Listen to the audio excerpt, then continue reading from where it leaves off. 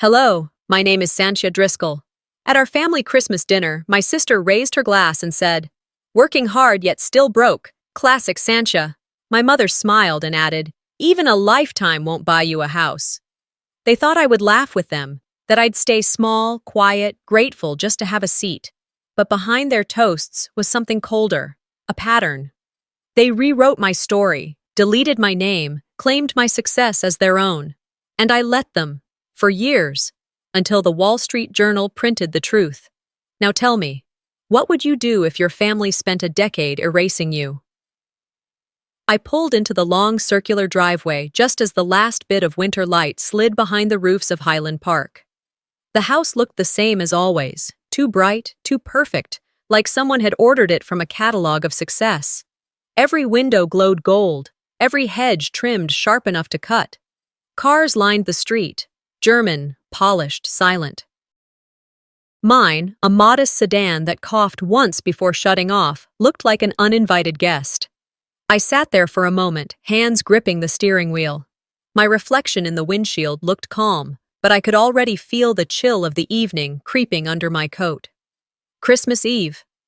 The one night my family pretended love came with dinner reservations and candlelight. Inside, laughter floated through the big double doors.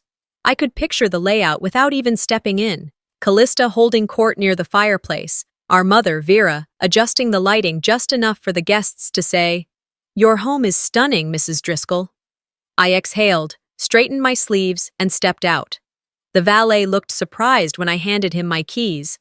I wasn't one of the usual cars on his list. I could tell by the pause. He smiled, polite but unsure.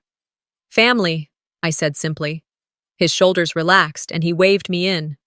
The foyer smelled of pine, vanilla, and old money. Or maybe it just smelled like them. Guests milled about in sparkling gowns, suits that probably cost more than my rent. I slipped past the crowd, scanning for a familiar face. None turned my way. Even the waiter hesitated before offering me champagne, as if waiting for approval from someone else. "Thank you," I murmured, taking the glass. My voice felt like it didn't belong in that room. I spotted my mother across the hall, pearls glinting against a navy dress, laughing lightly at something a man said. She saw me, I think, but her expression didn't change.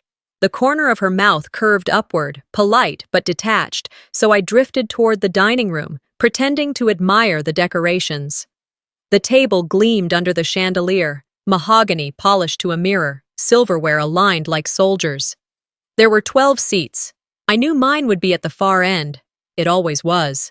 By the time everyone gathered, the air had turned syrupy with wine and pride. Callista sat across from me, every inch of her curated perfection on display. Diamond earrings, hair the color of champagne. She was talking about her latest real estate purchase in a tone meant for the whole table to hear. "It's just about timing," she said, lifting her glass. "Hard work pays off when you know how to play it right." Then her eyes found mine. I felt it before she spoke. "To the ones who work hard and still end up broke, classic Santia." For a split second, silence hung heavy. Then laughter rippled around the table. Controlled, synchronized, like a choir that knew the lyrics by heart. My hand tightened on my glass, but my face didn't move. I swallowed the wine, dry, expensive, tasteless. Someone clapped lightly. "Oh, Callista, you're terrible," Aunt Maggie said between laughs. The room blurred for a moment. I heard forks clink, chairs creak, the low hum of approval. That was the rhythm of my family, one insult disguised as humor, one applause to make it feel civil. My mother joined in, swirling her wine with that slow grace she practiced in front of mirrors. "Even a lifetime won't buy you a house, dear," she added softly, not looking at me. It was the quiet tone that hurt the most. Not loud, not cruel, just casual. Like truth. The laughter picked up again, and I realized something. They'd planned this. The timing, the phrases, even the laughter. A performance, polished and rehearsed. I smiled, small, barely there. If they wanted a reaction, they wouldn't get one tonight. "Excuse me," I said, setting down my glass. No one looked up. That was fine. In the hallway, I found a patch of silence near the window. From here, I could see the reflection of the room in the glass, my sister glowing under chandelier light, my mother the picture of composure, and me, a shadow on the edge. They hadn't changed, but neither had I. I'd just learned to play a longer game. My phone buzzed in my pocket. One message from Joran. "You sure you want to be there?" I typed back. Needed to see it again. The whole show. He replied with a single dot, the kind of silence that meant he understood. I stood there for a while, staring at the snow beginning to gather on the terrace. The faint sound of a carol played from the other room, all sweetness and nostalgia. I remembered being 12, sitting at this same table, showing them the painting that won a school contest. Callista had laughed then, too, said it looked like something from a cheap motel. Vera had smiled, told me to try something more practical next year. That was the first cut. This was just another. I walked back toward the table. No one noticed. I sat, listened to the noise, the clinking, the endless talk of stocks, houses, success. Every word was a currency I'd been told I couldn't afford. When dessert arrived, Callista leaned back, catching my eye again. "You still doing your little art thing, Santia?" she asked, pretending genuine curiosity. "Something like that," I said.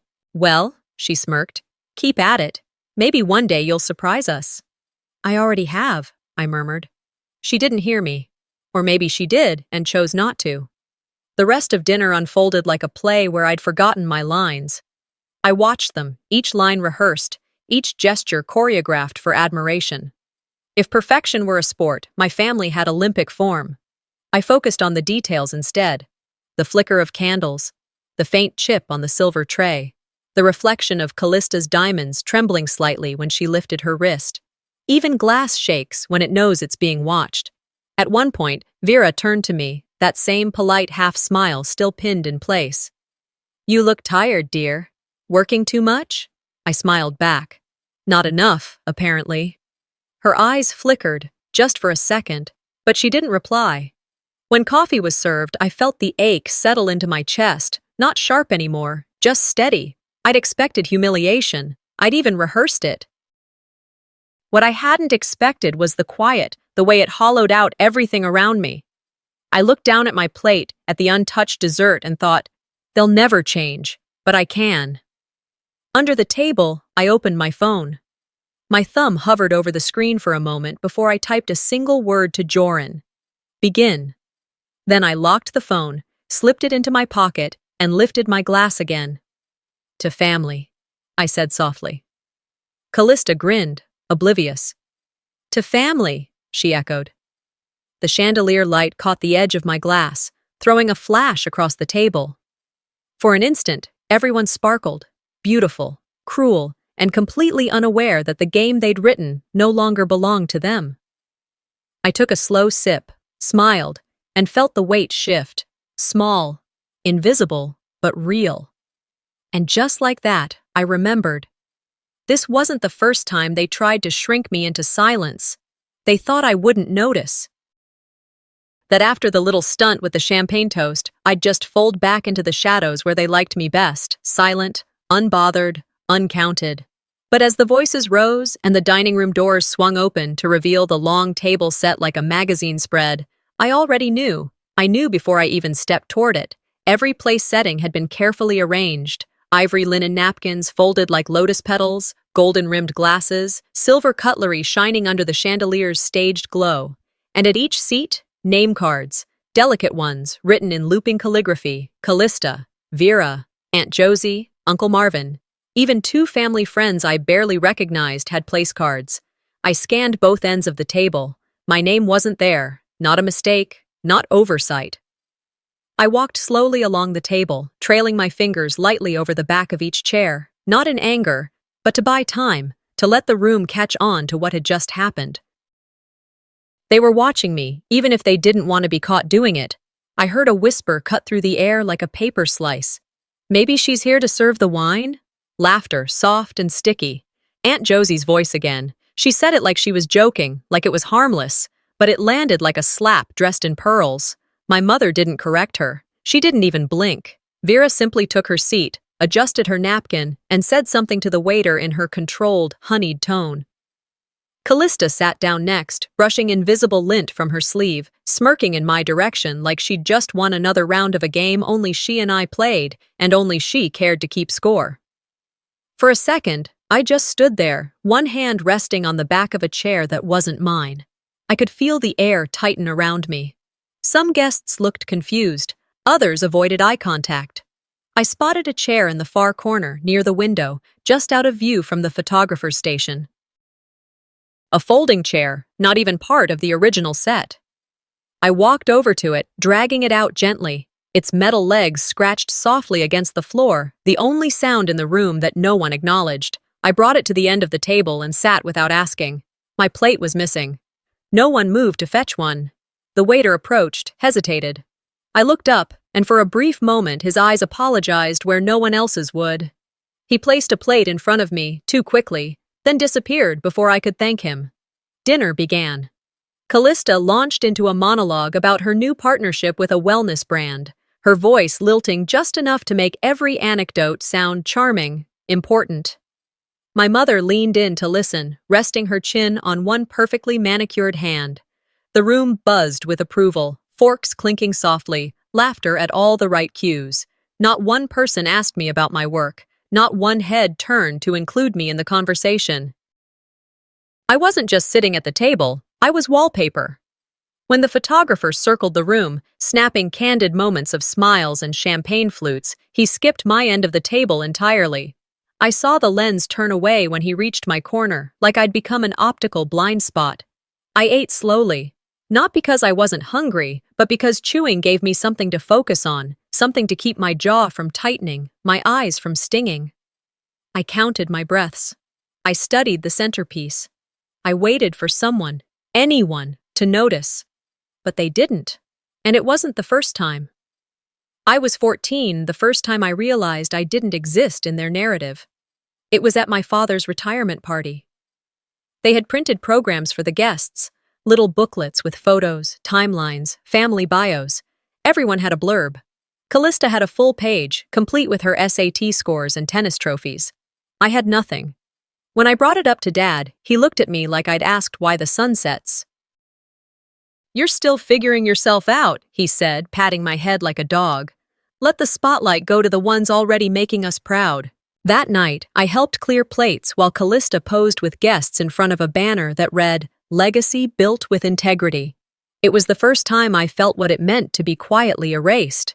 Not out of hatred, but out of preference, like my presence was just too complicated, too inconvenient to fit the story they wanted to tell. Back at the dinner table now, the memory clung to me like steam. I blinked it away and reached into my clutch under the table. My fingers found the edge of my phone. I unlocked it silently and opened a secure folder. Inside, contracts, pitch decks, a pending acquisition offer sitting on the verge of 8 figures. I scrolled through them with clinical ease, not because I needed to, because it reminded me who I was outside that room. On the screen was my newest contract draft, still unsigned, but ready. It was from a European firm eager to expand into US immersive learning platforms. They didn't know who Callista was. They only knew me, my work, my results, my quiet empire. I renamed the file, "Let Them Watch." Then I locked my phone again. No one noticed I wasn't laughing. No one noticed I hadn't spoken since taking my seat. That was the beauty of being the invisible one. You learned how to exist without needing permission. Dinner stretched on. Callista told another story. My mother corrected the waiter about the wine pairings. My uncle bragged about selling his lake house at the right time. The room pulsed with the kind of joy that required a selective memory. I finished my meal and folded my napkins slowly. My hands didn't shake. My heart didn't race. I didn't need them to see me tonight, but they would. I stayed seated for a while after everyone drifted toward the lounge, pretending to check something on my phone. The laughter had moved to the next room, mixing with the sound of clinking glasses and the faint piano notes someone had started playing. My sister's voice carried above the others, soft, confident, perfectly placed. I stood, smoothing my skirt, and took the long way through the hall. The chandelier lights dimmed slightly as the evening deepened, casting long reflections on the marble floor. It hit me then. How well I knew every inch of this place. The house wasn't just familiar, it was part of my memory, bone deep. The piano in the corner. I bought it when I was 24, my first real freelance bonus. I'd wanted it for myself, but Mom said it would look better here, in a real home. I had nodded back then, thinking generosity would earn me something, maybe appreciation, maybe love. Now, the lid gleamed under warm light, its keys untouched by anyone but hired pianists. The oil painting above the staircase? That was mine too. Not the original, but the concept. The composition was lifted straight from my old sketchbooks. I had drawn it at 17 for art class, my attempt to capture home. Apparently, Callista found the idea inspiring enough to turn it into a family heirloom. The guests adored it. They said it looked like a symbol of legacy. Legacy. I almost laughed out loud. I reached the hallway that led to the foyer. The walls here were lined with framed photos. Callista shaking hands with people in suits, Mom at charity galas, our father before the illness took him. There was one empty space where my grandfather's portrait used to hang. After he passed, they replaced it with a mirror, because reflection looked better than memory. And then, like a slow dawn, I remembered the letter. He had written it when I turned 21, neat cursive on heavy stationery. You have my eye for design, my stubbornness, and perhaps my solitude, he'd said. When I'm gone, the house should be yours. You'll fill it with something real again. I never told anyone about that letter until the day after his funeral. I went to Mom with it, naive enough to think paper still meant something in a family obsessed with appearances. She read it once, folded it carefully, and said, "Don't be childish, Sanchia. Property is too much for someone who doesn't even have a 401k. That night, I overheard her talking to Callista through the half-closed office door. My sister's voice was light, almost playful. It's going to be my dream home someday. I'd stood in the hall barefoot, the carpet cold under my toes, and realized that whatever belonged to me in theory had already been signed away in practice. The hallway hummed with distant conversation now, but my mind was somewhere else entirely, back in that moment, hearing Callista's laugh, hearing the word mine echoing through the dark. I turned back toward the dining room when I heard my mother call out, "Come, sweetheart. We're opening presents." It wasn't really a request. It never was. When I walked in, everyone had gathered around the sitting area. The fire in the hearth painted everyone in flattering gold. Callista stood next to Mom, holding a box wrapped in silver paper. I already knew something was off, the way she held it, careful, rehearsed, like she'd been waiting for her cue. "This one's for you, Mom," she said. "A little something special." Vera smiled, her excitement carefully measured for the audience. She untied the ribbon and opened the box. Inside was a small jewelry case. When she lifted the lid, a gasp rippled through the room. A locket, gold, engraved with the family crest, our crest. "Oh, Callista," Mom whispered, voice trembling just enough for the photographer nearby to capture it. "I always knew you understood me best." The room sighed in unison. Compliments spilled over each other. So thoughtful. Truly elegant. That's love. But I couldn't move. Because I recognized it. I knew the soft engraving on the edges, the exact pattern of the clasp. I'd designed that locket. I'd commissioned it from an artisan in Oregon 2 weeks ago, sent directly to this address. A Christmas gift for my mother. The receipt was still in my email. And there it was, gleaming in her hand, claimed by someone else. For a few seconds, I forgot to breathe. The world didn't tilt dramatically. It just went quiet inside, like a record scratch that only I could hear. Callista leaned closer to Mom, touching her arm. "I just wanted you to have something that reminded you how much I value everything you've done for us," she said. Every word sweet, measured, poisoned. Vera turned toward her, eyes soft with pride. "You're a good daughter, Callie." I could have said something, could have stood up, told them the truth, ruined the moment. But I didn't. Because I knew how the story would play out. Denial, confusion, dismissal. Sanchia must be mistaken. It's just coincidence. You always find a way to make things about you. Instead, I clenched the edge of the table. My nails pressed half moons into the polished wood, hidden beneath the tablecloth. My heartbeat slowed until it matched the rhythm of the grandfather clock in the hallway. Joran would tell me later that silence is a kind of weapon if you know how to aim it. That night, I believed him.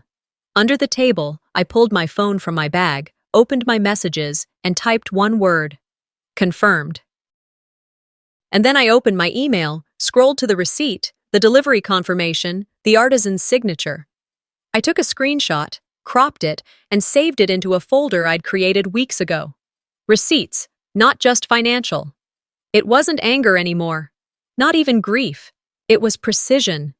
When I looked up, Mom was fastening the locket around her neck, turning slightly toward the mirror so she could see herself. Callista stood behind her, smiling at their reflection. "They look perfect together," someone said. "Yes," I whispered. "They do." The rest of the evening blurred into background noise, wine being poured, compliments exchanged, Callista basking in applause she didn't earn. I stayed seated, quiet, watching flames dance in the fireplace.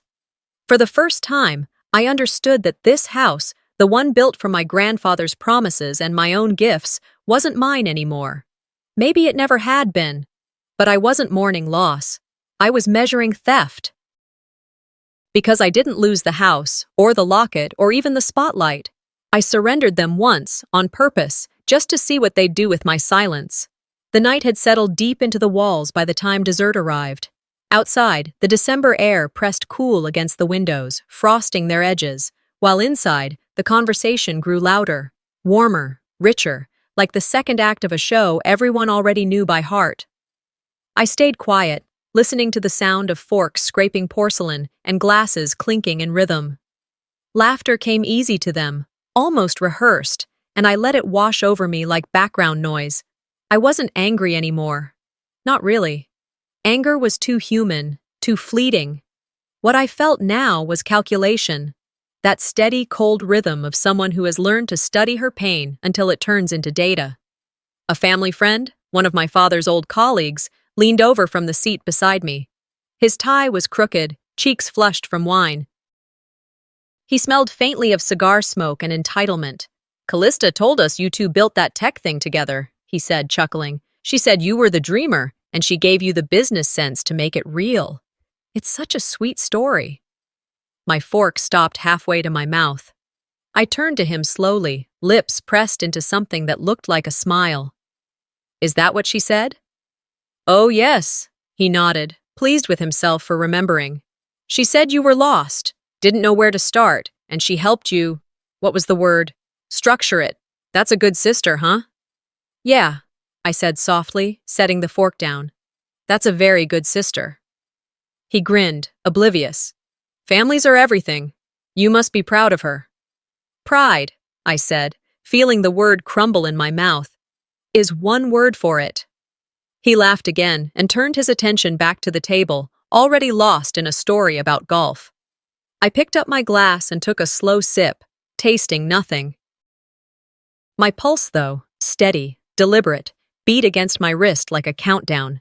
Callista was across the room, perched near the fireplace, the same place Dad used to stand when he'd make his holiday toasts.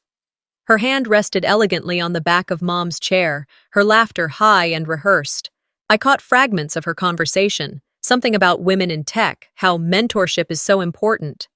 The crowd around her nodded in adoration. My stomach twisted, not from surprise, but from the familiar sting of déjà vu. Because I'd heard this story before, word for word, years ago. Only then, it had been mine. I leaned back in my chair and stared into the amber swirl of my wine.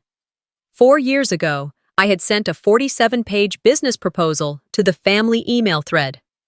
My pitch for an immersive VR education platform before the word metaverse became trendy. I remember sitting up late that night, formatting charts, double-checking market research, making sure every line of code was described clearly enough for even Callista to understand. I'd written, "If we pool our resources, this could change how people learn." No one replied. 2 weeks later, the email was gone. I thought maybe I had deleted it by mistake. I searched my folders, my drafts, nothing. 3 months after that, Callista posted an announcement online. Excited to explore tech mentorship initiatives for women in creative industries. The phrasing was nearly identical to my proposal's opening line. The logo on her slide deck was even in my color palette. I hadn't called her out. I didn't need to. The silence that followed told me everything. Back in the present, I watched her laugh again, hair catching the chandelier light, surrounded by people who believed every lie she told because it was easier than knowing the truth. She wasn't stealing ideas. She was stealing identity. I felt my phone vibrate softly in my clutch. For a moment, I thought about ignoring it, but old habits die hard. I unlocked the screen, opened the encrypted folder I'd created months ago, and stared at the file I'd named insurance. Inside were 2 documents, my original business plan, time-stamped, and a recovered email log from a digital forensics firm showing exactly when the message had been deleted from her device. Proof doesn't heal wounds. It just gives them shape. I opened another folder, titled Truth Bombs, Final Round. It's not plagiarism if the family forgets I exist, right? I whispered under my breath. The waiter appeared beside me, asking if I wanted more dessert. I smiled politely and declined. My throat was already full of words I wasn't allowed to say. Around me, the table buzzed with new conversations. Someone asked about Callista's next project. Someone else joked about how creative genes just run in the family. Mom laughed, that soft, approving sound that said, "See, this is how it should be." My hand tightened around my phone. I didn't make scenes. That was Callista's territory. I preferred strategy over spectacle. So instead of confronting her in front of everyone, I slipped the phone back into my bag, knowing that truth didn't need witnesses yet. It just needed timing. When the plates were cleared and people began drifting toward the patio for fresh air, I followed. The night was colder now, crisp enough to sting the skin. The patio lights glowed soft amber against the dark, wrapping the garden in false warmth. Callista was at the center again, talking animatedly with 2 investors, her smile sharp enough to cut glass. I found a quiet spot near the railing, far enough to avoid attention but close enough to listen. She was telling them about her company again, weaving the narrative with precision. Every "I," she said, was a theft disguised as confidence. "She's something, isn't she?" Vera's voice came from behind me. I turned slightly. My mother was standing there, arms folded, gaze fixed on Callista. "She's something," I agreed, my tone neutral. Vera looked at me, assessing. "You 2 should really work together again. It's what your father would have wanted." "Funny," I said. "I don't remember him wanting me to be invisible." Her lips pressed into a thin line. "You've always had a difficult temperament, Sancha. That's why people misunderstand you." "Or maybe," I said, "it's because they listened to the wrong storyteller." Vera didn't reply. She turned back toward the crowd, where Callista's laughter rippled again. It was the kind of sound that filled a room, erased everyone else. I checked my phone one last time. My thumb hovered over the message thread with Joran. I typed 2 words. Next round. Then paused, added 1 more. "I speak." He replied almost instantly. Timing is everything. Almost. I slipped the phone away, my heartbeat finally calm. The patio lights flickered once in the wind. Across the yard, Callista looked radiant, the golden child of a story she didn't write. But I saw the edges beginning to crack, the small stumbles in her narrative, the glances that lasted too long, the whispers that came too late. I took a breath, deep and steady. The night air filled my lungs, clean and cold. "Laugh while you can, sister," I whispered, "because next time, I'll be the one holding the microphone." She told her version of my story, and they all believed it. So now, I'll tell mine, and let the evidence speak. The dessert plates were cleared, and someone dimmed the lights. A hush fell over the room, the kind that only happens when people know applause is expected soon. The air shimmered with expensive perfume and pretense. Vera stood at the front of the room, holding a microphone like she was delivering a sermon instead of another carefully orchestrated performance. "Before we end this lovely evening," she began, "we have a very special moment. Tonight, we honor a silent hero, someone whose generosity will change young lives in this community. I already felt the pull of unease in my chest. Silent hero was the kind of phrase my mother loved, usually reserved for those who were anything but silent. She smiled toward the crowd, pausing for effect. Please join me in celebrating Callista, our generous donor to the Highland Youth Literacy Fund. Applause erupted, too loud, too immediate. It had been rehearsed. My heart didn't race. It didn't even sting. It just cooled. That fund, the same fund I'd wired a six-figure donation to last spring under my LLC. I hadn't attached my name. That was the point. It was supposed to be about the children, not me. But I hadn't expected my mother and sister to attach theirs instead. Callista rose gracefully from her seat, smiling in that practiced way, warm but calculated. I couldn't have done it without my family, she said. They taught me what real giving means. The crowd clapped again. Cameras flashed. I sat very still. Joran leaned closer from the row behind me. That's your foundation money, he whispered. I know. My voice was quiet, steady. She's not even trying to hide it. None of them are. Callista continued, soaking in the spotlight. Her dress caught the chandelier light like a mirror, reflecting it back at everyone who believed her.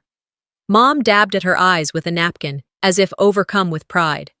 Then, the music shifted. The screen on the far wall flickered to life. Vera's voice returned over the mic. And now, a special presentation. A tribute to family legacy. I felt my shoulders stiffen. I knew this segment. I'd submitted something for it, a 3-minute clip about our father, Alton. It was raw, unscripted, filmed in one take. I'd sent it weeks ago when Mom asked for contributions. She never confirmed she received it, but I assumed she had. The video began. Callista's face appeared first, polished footage, soft piano, professional lighting. Clips of her as a child, laughing with Dad in slow motion, mixed with interviews clearly filmed just last week. He taught me to dream big, Callista's voice said, perfectly timed to a close-up of her smiling. Everything I've built, I owe to his example.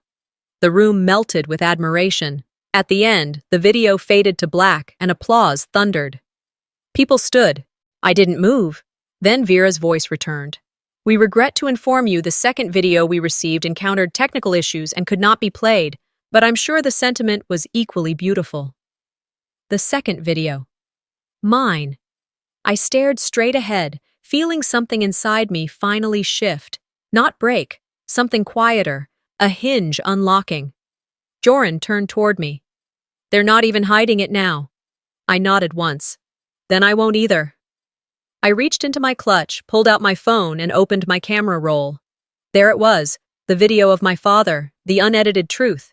His laugh in the background, my voice trembling as I spoke about how he believed in the kind of success you couldn't photograph. Without hesitation, I pressed play. The sound was low, private, but it filled my ears like oxygen. Dad's laughter, my words, everything they'd erased. Around me, conversations started again. Applause turned to chatter, then to new plans for champagne and photos. No one noticed the quiet war starting at my table. I let the video play until the end, then locked my phone and stood. My chair scraped softly against the floor, enough for a few heads to turn. I walked toward Vera. She was mid-conversation, smiling for a picture with Callista. When she saw me approach, her smile didn't falter. That was her gift. You know that wasn't her money, I said softly. My tone was calm, conversational. You know that was my tribute.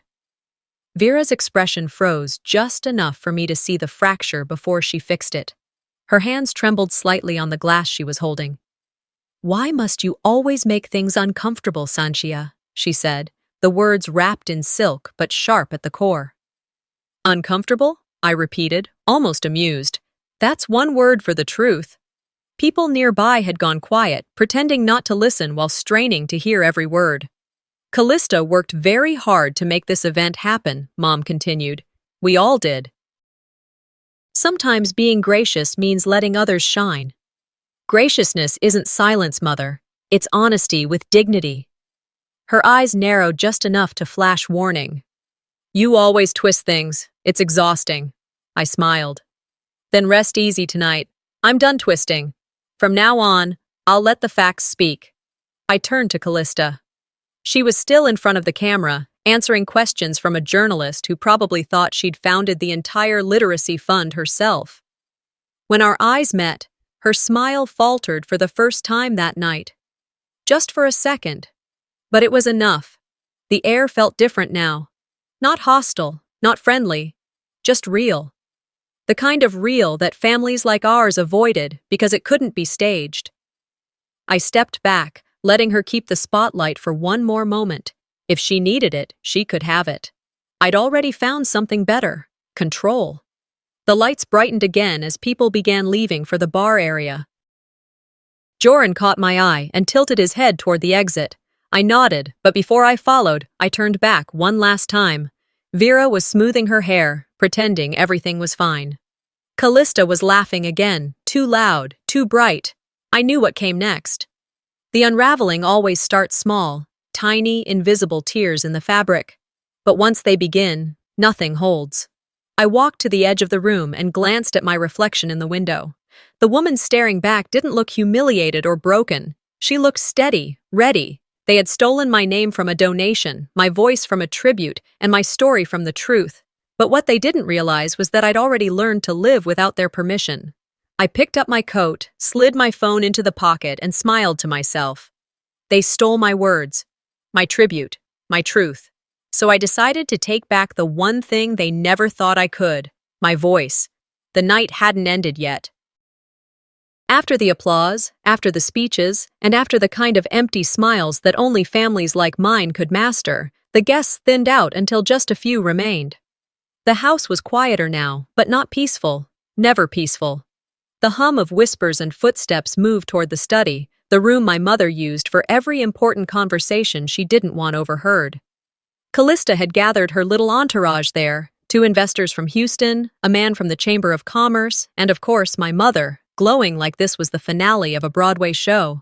I followed because that's what I'd always done, stayed in motion until they forgot to stop me. The study smelled of leather and whiskey.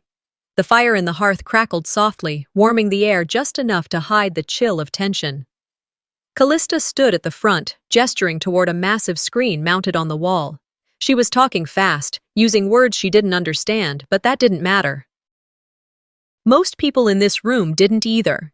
Tonight, she announced, I'm thrilled to share a first look at my upcoming collaboration with a revolutionary tech platform. We're reshaping how people learn and connect in the digital world. I froze mid-step. The logo on the screen, a sleek blue helix swirling into light, wasn't hers. It was mine. The presentation rolled. High-definition visuals showed interface designs, concept art, and demo footage, every frame a fragment of my creation. I'd built that UI 3 years ago. The interactive model, the sequence transitions, even the typography, it was all my work. My stomach didn't drop, it tightened. I had prepared myself for many kinds of betrayal, but there was something breathtaking about seeing your own fingerprints on someone else's glory. She smiled, tossing her hair like a performer waiting for applause. This partnership is just the beginning. I can't wait to take this innovation global. The investors clapped. Even my mother's voice joined in. It's magnificent, Callista. Your father would have been so proud. I stepped forward, leaning against a chair. Which part exactly? I asked, my tone even. Every head turned. Callista blinked. I'm sorry? The part that's magnificent, I said. The visuals, the interface, the logo you lifted straight from my firm's archives? The air stilled. Someone coughed into his glass. Callista's smile flickered, just for a second. You've always been so sensitive about overlap, Sanchia. Overlap? I said quietly. That's an interesting word for theft. Joran entered behind me then, holding a small stack of printed packets the investors had been passing around. He looked at me once, his expression unreadable, then handed me one. You might want to see this. I flipped through the first few pages, charts, projections, team credits, and there, buried at the bottom of the 3rd page in small italicized font, Assistant to Project Oversight, Sanchia Driscoll. I let the silence stretch, long enough for everyone to read what I was holding. Joran's jaw tightened. They really did it. he murmured under his breath. I placed the packet on the nearest table, smoothing its corner carefully. You listed me as an assistant on a project I built, I said, my voice steady. That's bold, even for you. Callista laughed. Too high, too quick. Oh, come on! You helped with the early ideas, sure, but this version has evolved so much, you should be flattered to be part of it. Flattered, I repeated. That's another interesting word. Vera stepped in, her tone soft but sharp underneath. We don't need to make this into something it isn't. It's business, sweetheart. Ideas circulate. No, mother, I said. Viruses circulate. Ideas are credited. For the first time all evening, she faltered. The investors exchanged uneasy glances, the kind people share when they realize the party might not be worth staying for. I walked to the display board, picked up a marker from the ledge, and drew a single bold X over one of the diagrams on the screen. My movements were slow, deliberate. The sound of marker against glass echoed through the room. That's proprietary UI, I said. It belongs to my firm, not Callista, and if any of you intend to invest in this project, you should know what you're buying. The color drained from Callista's face. You're being dramatic. No, I said, capping the marker. I'm being specific. I turned toward the investors. You'll have until midnight to fix your mistake, or I'll fix it for you. The man from Houston cleared his throat. What exactly does that mean? It means, I said, that if I don't receive written correction of ownership by midnight, you'll find yourself in a federal IP lawsuit by sunrise. Silence. Only the fire popped softly behind me. Joran nodded once, the barest flicker of approval crossing his face. Callista tried to laugh it off. She's joking, she said, looking around the room for support. My sister gets like this when she feels overlooked. It's part of her personality. Overlooked? I smiled faintly. If I wanted to be seen, I'd have built billboards, not technology. Her voice wavered. You always twist things. No, Callista, I said. You twist them. I just hold them still long enough for people to see what they really are. She took a step closer, her confidence unraveling by the inch. You don't have proof. I raised my phone. Would you like to bet? Her breath caught. Enough, my mother snapped, stepping forward. You're ruining an opportunity for your sister. Do you ever think before you lash out? I met her gaze. Do you? The temperature in the room dropped a degree. The investors began gathering their coats quietly, muttering excuses about early flights. The performance was ending, and everyone wanted to leave before the curtain fell. Callista's hands trembled, just slightly. She forced another laugh, the kind that didn't reach her eyes. You know how she gets. Always trying to claim credit for things she doesn't even understand. No more talking, I said. She blinked, confused. What? I held up one hand. From now on, I'll let the lawyers speak for me. The words hung there, sharp and clean, until the silence shattered it. The sound wasn't loud, a single glass slipping from someone's hand, breaking against the marble floor. But it was enough. Callista's facade cracked. I saw it in the twitch of her jaw, the flare of panic she couldn't hide. My mother tried to smile, smoothing the tension with one of her famous lines. Families fight, she said weakly. But blood is blood. We'll sort this out. Of course we will, I said. That's what contracts are for. I walked toward the door, pausing just before I stepped out.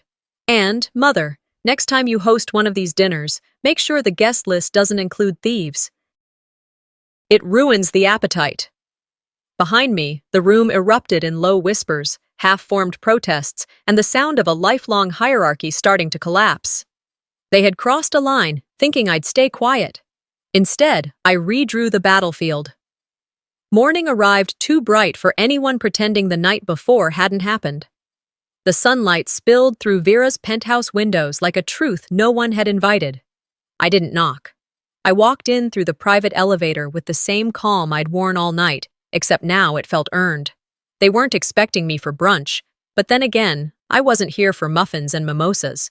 The smell of citrus and warmed croissants floated through the apartment. The sound of soft jazz played from the kitchen, and the clink of silverware masked the tension I could feel vibrating through the floorboards. "Look who's here," Callista said flatly when she spotted me. She was already dressed like a magazine cover, cream turtleneck, diamond studs, casual perfection. Mom glanced up from the kitchen island where she stood pouring orange juice into flutes, like she hadn't just watched her daughter's name be erased from history a few hours ago. "You made it," she said, her tone neutral. "I did," I said. "I thought it'd be good to talk face to face. There was an empty stool at the island. I didn't sit. Instead, I pulled a crisp folder from my coat pocket and placed it gently on the marble counter next to the fruit platter." Vera hesitated. "What's this?" "Ownership records," I said. "Trust transfer papers, tax filings, title verification." She didn't touch it right away, but her smile twitched. Callista went completely still, her mimosa halfway to her lips. "I know you've been telling people Callista bought this place for you," I continued, keeping my tone calm. "But that's not quite accurate, is it?" The kitchen went silent. Even the jazz seemed to lower its volume. Vera opened the folder.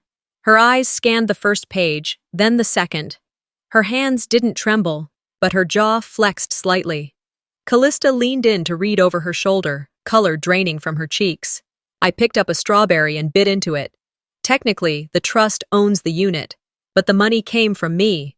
Every payment, every renovation. "That trip you took to Napa last spring? That came out of my distribution fund." "You're exaggerating," Vera said quietly.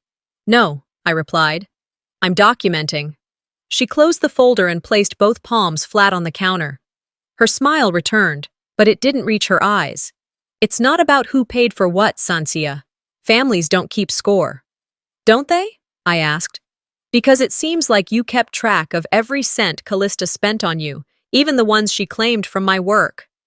Vera exhaled sharply, then turned to the others in the room, Aunt Caroline, Uncle Dean, a family friend I barely knew. "We're not going to let this ruin a perfectly good morning. Let's move on." But I didn't move. Vera's voice hardened. "Thank God Callista still takes care of you. Imagine where you'd be without her." The words hit like a slap across a quiet room. I felt the heat rise in my chest, but I didn't let it show. Instead, I stepped forward and placed my half-eaten strawberry on a napkin. "Where I'd be?" I repeated. "Probably not funding your charity, or this apartment, or your wine habit for that matter." Aunt Caroline gasped. Dean coughed into his napkin. Callista's mouth opened, but no sound came out. I turned to my mother. "You told people Callista saved you. The truth is, I did. Quietly, consistently, and with zero expectation of credit." Vera looked at me like I had broken something sacred. "You don't speak to your mother that way." "I speak to her like the adult she refuses to see," I said. The room grew cold. Even the sunlight seemed to pause. Callista tried to diffuse it. "Okay, let's just take a breath. No one here is your enemy, Sanchia." I laughed softly. "You're right. Enemies fight out in the open." She rolled her eyes. "You love playing the victim." "No," I said. "I just stopped volunteering to be silent." I reached back into my coat and pulled out one final sheet of paper. "I pulled the rental agreement yesterday. The lease ends next month." Vera blinked. "Excuse me?" "I'm not renewing it," I said. "I'll give you 30 days to find a new place." Callista stood so fast her chair scraped the floor. "You're kicking her out?" "I'm ending a contract," I corrected. "You can frame it however you like." "You're unbelievable," Vera whispered. "You're welcome," I replied. And then I turned to leave. I made it to the doorway before I paused, just long enough to look back once. "Next time you toast to your accomplishments," I said, "make sure you're not sitting in mine." Behind me, no one moved. No one spoke. They wanted to remind me who I was, so I reminded them who I've become. They didn't look at me when I walked into the ballroom. That's the thing about high society. They don't need to stare to know you don't belong. They sense it. And they've trained themselves to act like it's kindness when they pretend not to notice. The room glittered in every corner. Crystal chandeliers sparkled overhead. A jazz trio played soft background music.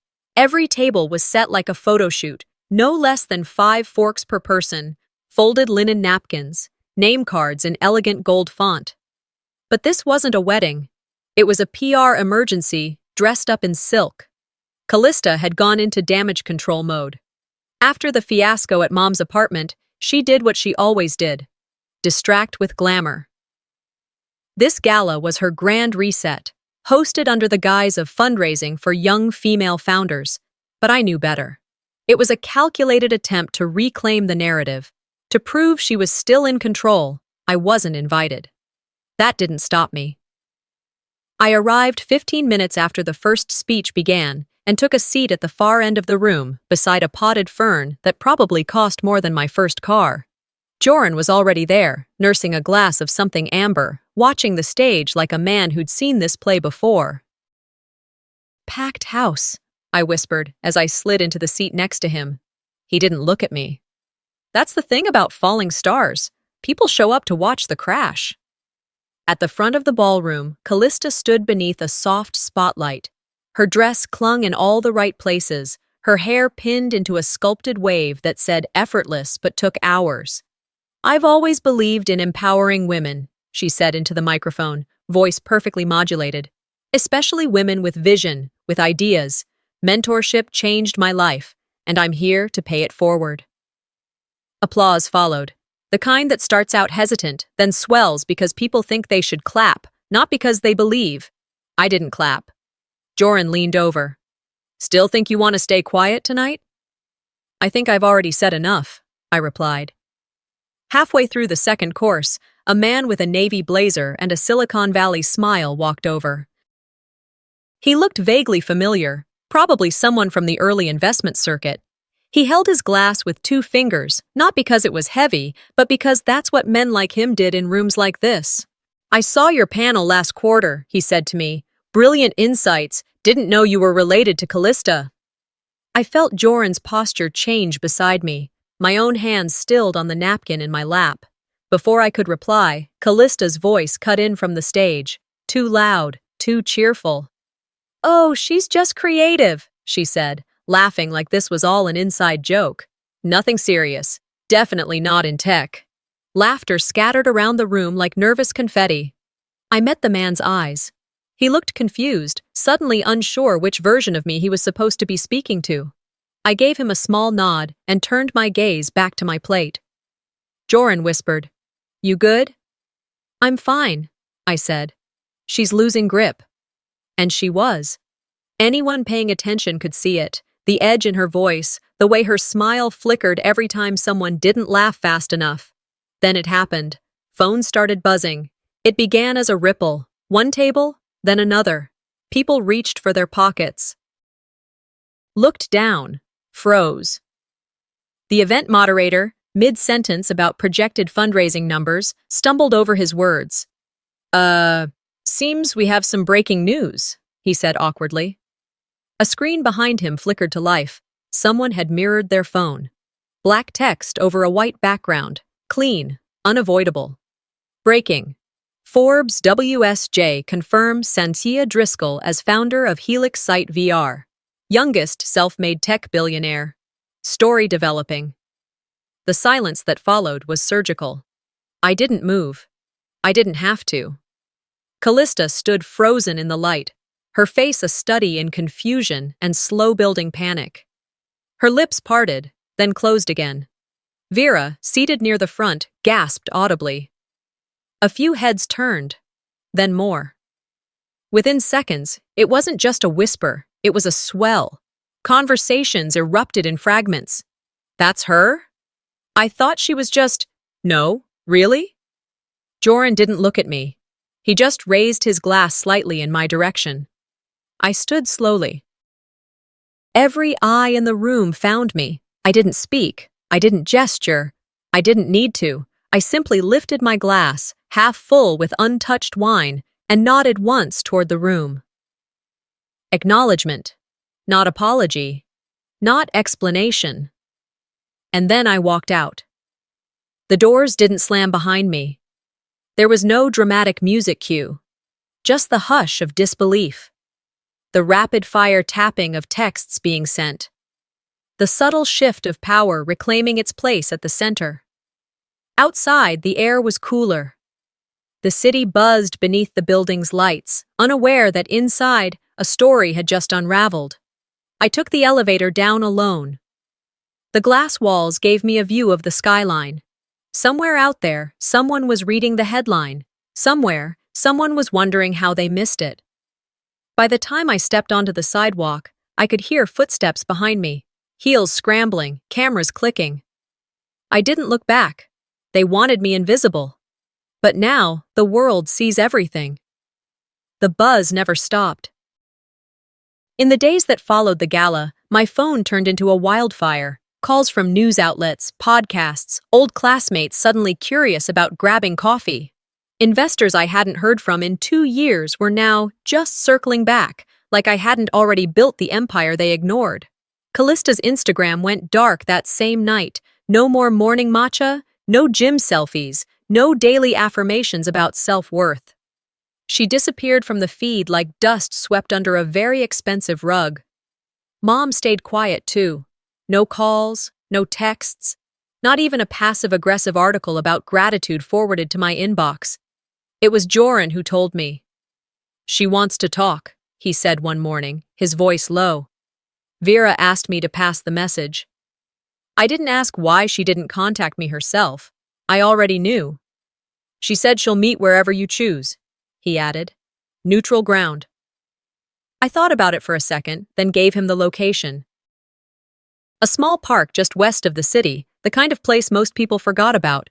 There was a bench under a faded oak tree where my dad used to read to me when I was little. He'd bring a book and a thermos of coffee, and I'd pretend to follow along even though I didn't understand half of it. He always said it wasn't about understanding, it was about listening until the world made sense. That Saturday morning, the wind had teeth, cold but not cruel. The kind of chill that reminded you the year was ending. I arrived early and waited. Vera showed up right on time. Fur collar, gloves, sunglasses, even though the sky was overcast. She looked smaller than I remembered. Maybe because she wasn't standing behind a podium or a polished table. Maybe because, for once, there were no eyes watching her. "Santia," she said, sitting beside me. Not too close. Not touching. "Mom." We sat there in silence for a moment. Squirrels darted across the path. A child laughed in the distance. "I suppose you've had quite a week," she said eventually. I nodded. "So I'm told." Another pause. "I read the article," she said. "Wall Street Journal." I figured. "I didn't know everything." I turned to her. "No, you chose not to know." Her jaw clenched slightly, the way it always did when she didn't like the direction a conversation was going. But she didn't argue. Not yet. "Families go through things," she said instead. "Rough seasons. We all said things, did things." I kept my eyes on the path. "You didn't just forget me, Mom. You erased me." Her breath caught. That was the first real crack I'd seen in her all week. I had to succeed loud enough for the world to unerase me. She blinked fast, and for a second, I thought maybe, just maybe, she'd say the words I'd waited my whole life to hear. But she didn't. She reached into her purse, pulled out a tissue, dabbed the corner of her eye, and said, "Well, you've always been dramatic." I nodded once. "And you've always been afraid of being wrong." Another silence. She stood then, brushing invisible lint from her coat. "I should be going." "Callista isn't coming?" I asked, already knowing the answer. "No, rebranding?" She hesitated. "Something like that." I stood, too. "You know, some people don't need to lose for you to win. They just have to stop mattering." Vera looked at me then, not as a mother, not as a woman trying to protect an image, but as a person standing in front of something she could no longer control. "I hope you find peace, Santia," she said. "I already have." We didn't hug. We didn't exchange promises to call. She walked back to her car, heels clicking against the sidewalk. I sat back down on the bench and breathed in the cold. That afternoon, I visited the new youth center my foundation helped build. It wasn't fancy, no marble floors or velvet ropes, but it was warm, bright, filled with books and kids, and a kind of laughter that didn't sound rehearsed. A girl, maybe 12, approached me near the reading nook. She had braids and paint on her hands. "Are you the lady who helped build this?" she asked. "In more ways than one," I said. She nodded like that made sense, then ran off to her art class.